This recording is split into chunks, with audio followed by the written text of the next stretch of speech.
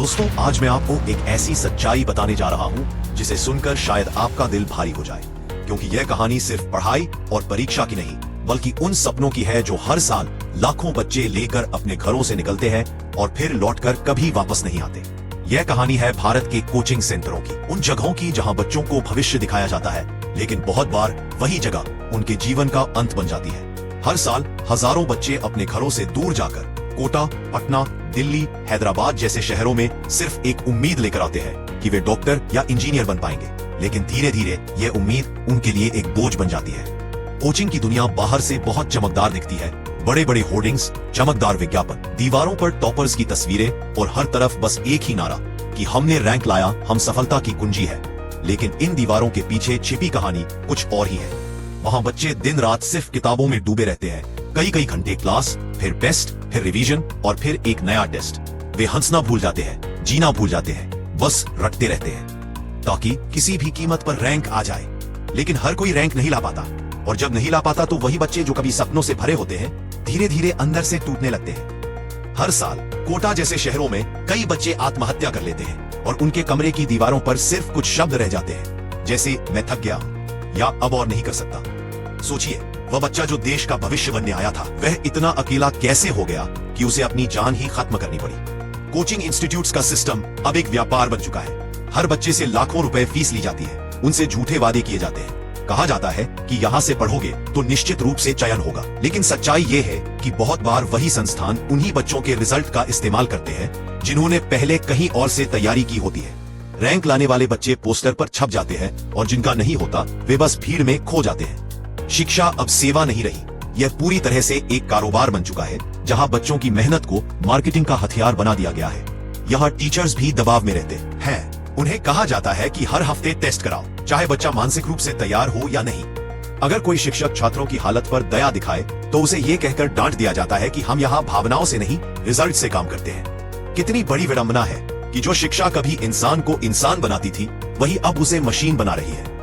कई बच्चों को झूठी स्कॉलरशिप का लालच देकर दाखिला दिलाया जाता है। कहा जाता है कि तुम मेरिट बेस्ड स्टूडेंट हो, तुम्हें 50% फीस में छूट मिलेगी। लेकिन जब वे फीस जमा करने जाते हैं तो उन्हें पता चलता है कि वह स्कॉलरशिप सिर्फ एक विज्ञापन का हिस्सा थी। जो परिवार गरीब हैं, वे अपनी जमीन बेच देते हैं, कर्ज लेकर फीस भरते हैं, और फिर जब बच्चा फेल हो जाता है तो पूरा परिवार टूट जाता है।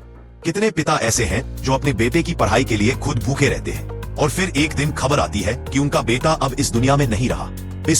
कोटा, पटना, हैदराबाद, हर शहर में ये दौड़ चल रही है, और इस दौड़ में कोई नहीं जानता कि मंजिल किसकी होगी, लेकिन सब दौड़ रहे हैं क्योंकि रुकना मना है।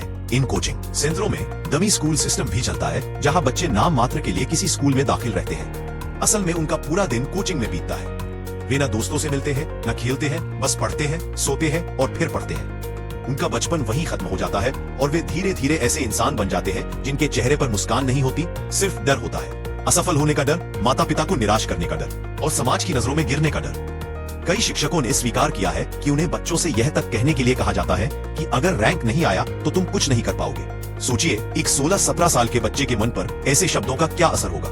हर टेस्ट, हर परीक्षा उसके लिए जीवन और मृत्यु जैसा बन जाता है। धीरे धीरे बच्चा अंदर से खाली हो जाता है और एक दिन वह हार मान लेता है। सरकारें बीच बीच में नियम बनाती है, कहती है कि सख्त कार्रवाई होगी, कि कोचिंग सेंटर बच्चों पर दबाव नहीं डालेंगे, लेकिन यह सब सिर्फ कागजों में रह जाता है, क्योंकि इस इंडस्ट्री के पीछे बहुत पैसा और राजनीति छिपी है।